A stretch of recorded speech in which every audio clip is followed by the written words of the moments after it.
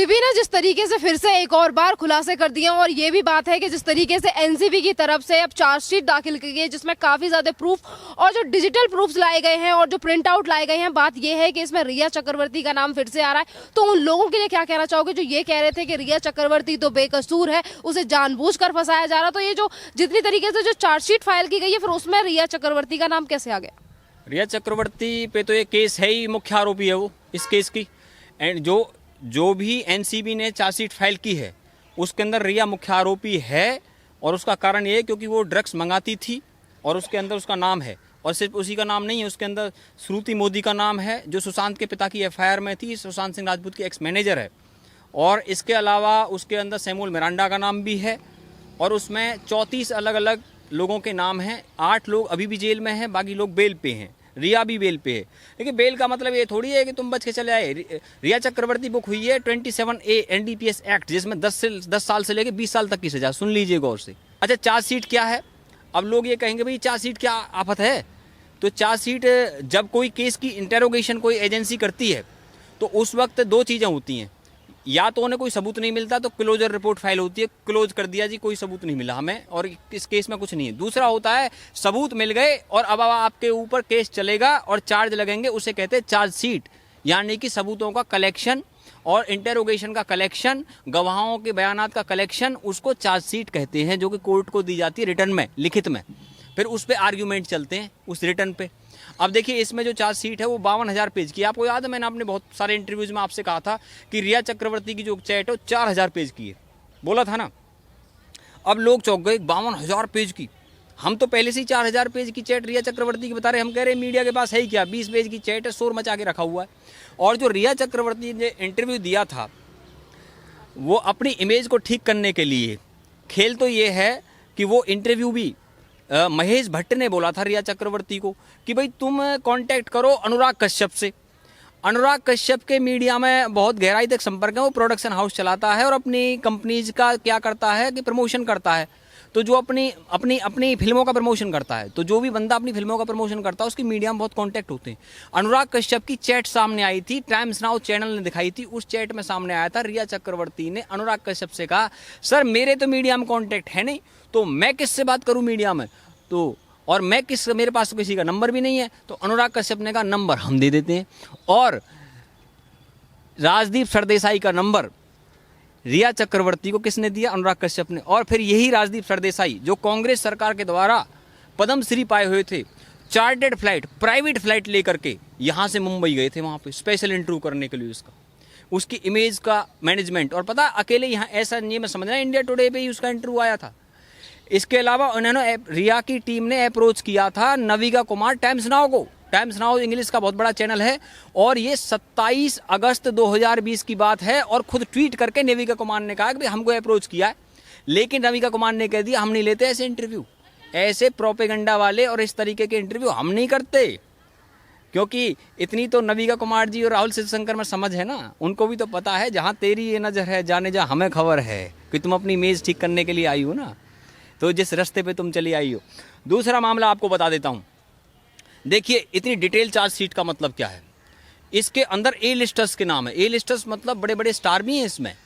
अब इसके अंदर दीपिका पादुकोण का नाम था, इसके अंदर सारा अली खान का नाम था, इसके अंदर जया साहा जो रिया चक्रवर्ती की जो दोस्त थी और वो टैलेंट मैनेजमेंट कंपनी में काम करती थी, वहाँ से शुरू होता है ये। और मेरे पास तो सबूत भी है। इस चार्जशीट के अंदर जो लिखा गया है उसके जो पेजेस, कुछ पेजेस मेरे पास में, सबूत हम दे देते हैं रिया चक्रवर्ती की ड्रग चैट का, मेरे पास में है, मैं बता देता हूं आपको। 25 नवंबर 2019 को रिया चक्रवर्ती और जया साहा के बीच में चैट है, उसकी मैं बताता हूं। जया साहा ने रिया चक्रवर्ती को बोला चाय या कॉफी में 4 बूंदे डालो और उसे पीने दो। 4 बूंदे किस चीज़ की डालो? कोई ड्रग्स कोई है किसी प्रकार का, उसकी बात हो रही है। असर देखने के लिए 30 से 40 मिनट रुको। अब देख रहे हैं ये 25 नवंबर 2019 का है। और मैं और बता दूँ आपको, 15 अप्रैल 2020 को सैमुअल मिरांडा जो कि हाउस मैनेजर था सुशांत सिंह राजपूत के घर पे, उसने रिया चक्रवर्ती को बोला, हाय रिया स्टफ तो लगभग खत्म हो चुका है, स्टफ मतलब मसाला खत्म हो गया है, लेकिन सोविक के फ्रेंड से कांटेक्ट करते हैं, उसके पास हैश और बढ़े। इसके अलावा और सुन लो, रिया ने कोई गौरव आर्या है उससे 8 मार्च 2017 को जो बात की है, बहुत बड़ा बिजनेसमैन है, होटल है उसके वहाँ पे गोवा के अंदर, और ड्रग्स व्रग्स में उसको भी इंटेरोगेशन किया गया था, लेकिन उससे मांग रही है एमडीएम में एक ड्रग्स होता है।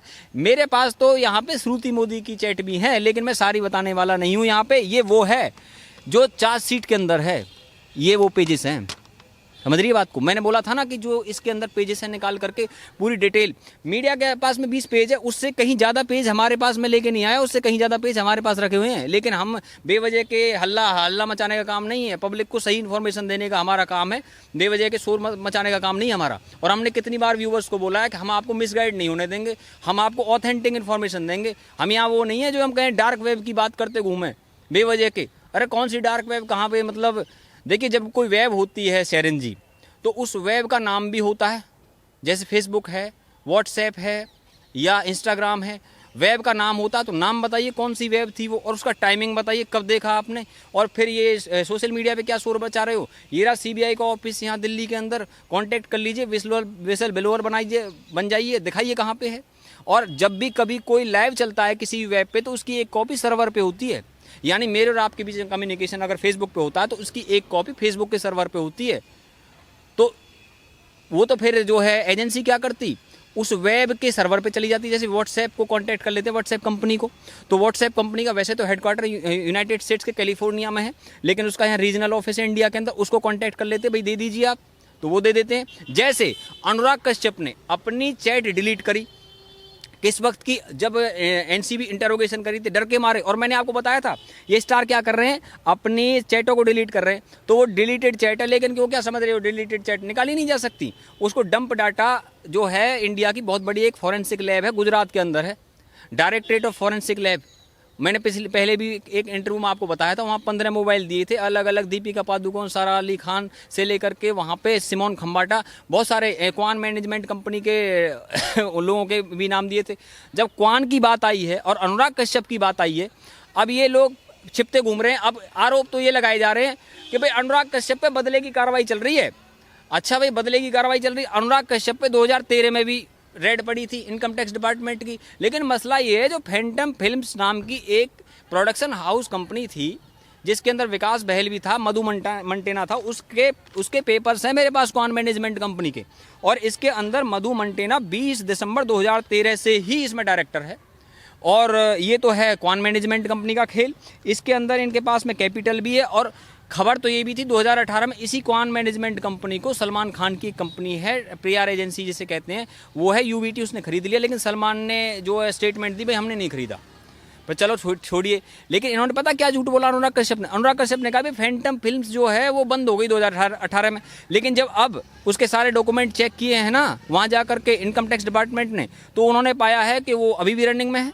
तो मतलब वो पैसा कहाँ से ले रहे हैं, क्यों ले रहे हैं, और आपस में किस किस को बांट रहे हैं, जो वो बंद ही नहीं हुई है। तो उसकी रिपोर्ट दे दी आपने। मेरे पास में आज उसके डॉक्यूमेंट नहीं है, नहीं तो मैं आज आपको दिखा देता। जो अवेलेबल डॉक्यूमेंट्स हैं मैंने आपको वो दिखा दिए। तो उसके अंदर तो जो है विकास बहल भी था, 50% शेयर तो उसमें रिलायंस एंटरटेनमेंट कंपनी के भी थे। चलिए, मैं उसका नाम इसलिए ले रहा हूँ क्योंकि अनुराग कश्यप की चर्चा आज बहुत ज़रूरी है। 4 दिन से लगातार उस पर इंटेरोगेशन हो रही है। वो बंदा ये कहता है कि भाई हम तो निर्दोष हैं, हम पे तो बदले की कार्रवाई चल रही है। अच्छा ठीक है, तो आज जो ये आप जो जवाब दे रहे हैं कई दिन से, आपने एक तो फैंटम फिल्म के बारे में झूठ बोला जो मैंने अभी आपको जानकारी दे दी, एक झूठ तो ये हो गया। दूसरा मसला ये, फ्रांस में ये सेटल होने की प्लानिंग कर रहा था। क्यों? क्योंकि मनी लॉन्ड्रिंग का खेल है यहाँ। मनी लॉन्ड्रिंग का मतलब जो है ब्लैक मनी को वाइट करना, वाइट मनी को ब्लैक करना। उस पैसे को ठिकाने लगाते हैं, कहाँ पे, विदेश में ठिकाने लगाते हैं। तो ये हवाला के ऑपरेटर्स करवाते हैं, दुबई में बैठे हुए मनी लॉन्ड्रिंग के रैकेट चलाने वाले लोग हैं वो करवाते हैं। अभी तो ये पता लगेगा कितनी गहराई तक गए हुए हैं। आपको पता, अनुराग कश्यप के 3 अकाउंट सीज कर दिए हैं और 4 अकाउंट क्वान मैनेजमेंट कंपनी के सीज कर दिए हैं। मैं आपको इसकी जानकारी दे रहा हूँ। 30 ठिकानों पर छापे लगाए हैं। इधर तापसी पन्नू पे भी चल रहा है रेड, है ना। तापसी पन्नू कह रही है कि भाई 5 करोड़ के केस का तो जो हमें कुछ भी नहीं है। अच्छा, कुछ भी नहीं है तो ये बात कोर्ट को बताना ना। ये आप ट्विटर पे जा करके ट्विटर खेल रहे हो, ये सारे चीज़ अगर आप सही हो तो कोर्ट को जा करके रिपोर्ट दे देना उस चीज़ की, निर्दोष साबित हो जाओगे। किसी ने कहा है कि आपको ज़बरदस्ती की जाएगी। और जहाँ तक बात है इनके ट्वीट्स की, देखिए बहुत गलत काम इन्होंने किया कि इन्होंने जो स्टार लोगों ने, हमारे अजय देवगन वगैरह जो भी स्टार थे, उन्होंने इंडिया की यूनिटी को लेकर ट्वीट किया, इन्होंने उस पर वार किया था। तापसी पन्नू को अपने ही स्टार बराबर के जो स्टार हैं और जो उससे सीनियर हैं उनकी रिस्पेक्ट करनी आनी चाहिए। उसको ये भी पता होना चाहिए कि भाई आप जब खड़ा होना है तो सुशांत सिंह राजपूत के लिए खड़े होते आप। एक प्रतिनिधिमंडल जो है बॉलीवुड वालों का यहाँ भारत सरकार के होम मिनिस्टर से मिलने के लिए आता सुशांत सिंह राजपूत के न्याय के लिए, जिसमें करण जौहर होते, सलमान खान होते, शाहरुख खान होते, उसके अंदर तापसी पन्नू भी चली आती, करीना कपूर होती, उसके अंदर सीनियर स्टार होते, माधुरी दीक्षित होती, नाना पाटेकर होते, रितेश देशमुख होते, ये जया बच्चन को ले आते, अमिताभ बच्चन को ले आते। ये सारे स्टारों का एक प्रतिनिधिमंडल यहाँ मिलना चाहिए। तो होम मिनिस्ट्री से भी हम सुशांत सिंह राजपूत के जस्टिस के लिए आए, लेकिन ऐसा तो इन्होंने कुछ भी नहीं किया अभी तक। इनके शुरुआत में सलमान खान का एक ट्वीट आया था कि भाई मैं अपने फैंस से चाहता हूँ वो सुशांत सिंह राजपूत के फैंस के साथ खड़े हो जाएं। अच्छा ठीक है, तो भाई आप एक स्टेटमेंट रिलीज कर देते कि भाई जो भी जांच हो सुशांत सिंह राजपूत के मामले में जल्द से जल्द चार्जशीट फाइल की जाए। आपको क्या दिक्कत थी? हम अभी भी इंतजार कर रहे हैं कि सीबीआई कब चार्जशीट फाइल करेगी। देखिए इसमें 3 मामले आ गए सुशांत सिंह राजपूत के मामले में। एक तो ड्रग्स का एंगल है, वो ये है कि रिया चक्रवर्ती पे एफआईआर करवाई गई थी, तो वो केस है सुशांत को धोखे से ड्रग्स दिए जा रहे थे, तो वो केस रिया चक्रवर्ती पे लगा हुआ है। और जहां तक दूसरा मामला, सीबीआई ने तो अब तक मुंह नहीं खोला है, कुछ भी ऐसा बताया नहीं है कि जिसके आधार पे हम किसी का नाम भी ले सकें। तो वो मामला जब सीबीआई चार्जशीट फाइल करेगी तब हम उस पर चर्चा करेंगे आपके सामने खड़े होकर। लेकिन जो ड्रग्स का मामला है, जो सुशांत सिंह राजपूत के मामले में जब इनके मोबाइल लिए गए तो उसमें ड्रग चैट सामने आई, तो सुशांत को धोखे से ये मेडिसिन के नाम पे ड्रग्स दे रहे थे। तो रिया चक्रवर्ती ने देखा भाई तू तो फंस रही है, तो इसने फंसते हुए क्या किया कि सुशांत की बहनों पे डालने की कोशिश करी। 7 सितंबर को बांद्रा के पुलिस स्टेशन में एफआईआर करवा दी। और पहली बात तो मैं बता दूं आपको सेरेन जी, ये एफआईआर ही गलत है। क्यों गलत है? तो भाई जब सीबीआई पहले से ही इंटेरोगेशन कर रही है और यहाँ पे ये कर रही है एनसीबी, तो फिर तुमने पुलिस में जाके क्यों करवाई? सुप्रीम कोर्ट का आदेश था कि इससे कनेक्टेड जितने भी केस होंगे सुशांत सिंह राजपूत से, उन सब की एफआईआर की जांच सीबीआई ही करेगी। जब सुप्रीम कोर्ट का आदेश था तो पुलिस को अलग से क्यों दिया? कि इसलिए दिया क्योंकि मुंबई पुलिस इनको सहयोग कर रही थी, रिया चक्रवर्ती को बचाने का काम महाराष्ट्र की सरकार कर रही थी, इसलिए ये काम किया उन्होंने। और मैं आपको बता दूं, आज उस पर 10 ऐसा एक्ट लगा है रिया चक्रवर्ती में, इसमें 10 साल की सजा रिया चक्रवर्ती को होने की संभावना है। 10 साल की सजा। कौन सा? एनडीपीएस का एक्ट का 27A की धारा लगी है उसके ऊपर। अब पकड़ लीजिए। अब मसला ये है कि जो सुशांत की बहनों पे केस था, उस मामले में भी क्या खेल है कि मीतू सिंह जो उसकी बहन है सुशांत की, उससे तो बॉम्बे हाई कोर्ट ने एफआईआर रद्द कर दी, लेकिन प्रियंका सिंह अभी भी है। मैं आपसे कह रहा हूँ कुछ भी नहीं होगा सुशांत की बहनों का, क्योंकि सुप्रीम कोर्ट भी है ना इस देश के अंदर। और ऐसे आप जबरदस्ती के एफआईआर कर दोगे किसी पे, पहले तो वो टिकेगी ही नहीं। क्योंकि जब सीबीआई और एनसीबी को आदेश दिया है, सुप्रीम कोर्ट के आदेश पे हो गई हैं, तो भैया फिर अलग से एफआईआर कराने का क्या मतलब बनता है? वो तो क्वेश हो जानी चाहिए उस एफआईआर को, तो वो तो रद्दी की टोकरी में डाल देना चाहिए उसको। लेकिन वो अभी भी एंटरटेन हो रही है, तो इसलिए हो रही है क्योंकि महाराष्ट्र में जो सरकार चल रही है ना, वो बचाने के खेल में लगी हुई है।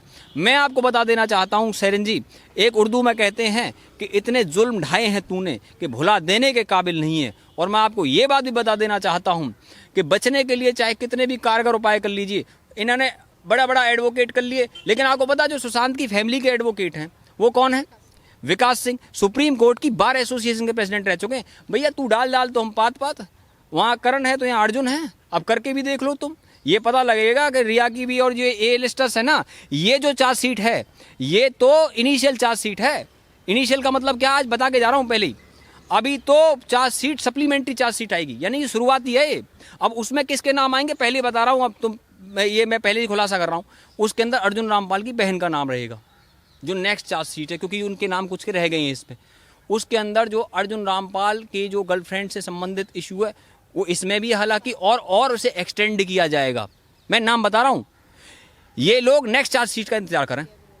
हाँ, ये लोग नेक्स्ट चार्जशीट का क्यों? क्योंकि अर्जुन रामपाल के घर पे जो मेडिसिन मिली है वो प्रेस्क्राइब्ड नहीं है, वो एनडीपीएस के एक्ट के अकॉर्डिंग आती है, और जिसके अनुसार आपको जो है उसमें जो सजा का प्रावधान है। अगर डॉक्टर की प्रेस्क्रिप्शन का मामला है, डॉक्टर की स्टेटमेंट तो ले लिया उन्होंने एनसीबी ने, और 164 सीआरपीसी में कराई। 164 सीआरपीसी का बयान मैजिस्ट्रेट को दिया बयान होता है, जिसको आप चेंज नहीं कर सकते। डॉक्टर की स्टेटमेंट करा दी गई है वहाँ पे, तो ये भी अपने दिन गिन ले फिर। तो ये सारे लोग दिन गिन लें। और मैं आज बहुत दिन बाद आया हूँ, लेकिन व्यूवर्स को एक बात बता देना चाहता हूँ। देखिए भैया, अपडेट होगा तो आपके सामने आएंगे। जबरदस्ती के किसी का टाइम बर्बाद करने का खेल तो है नहीं यहाँ बेवजह के। बहुत सारे यूट्यूबर अपने व्यूज़ बढ़ाने के चक्कर में, कितनी बार हमने बताई, हमारा कोई कमर्शियल पर्पज़ नहीं है।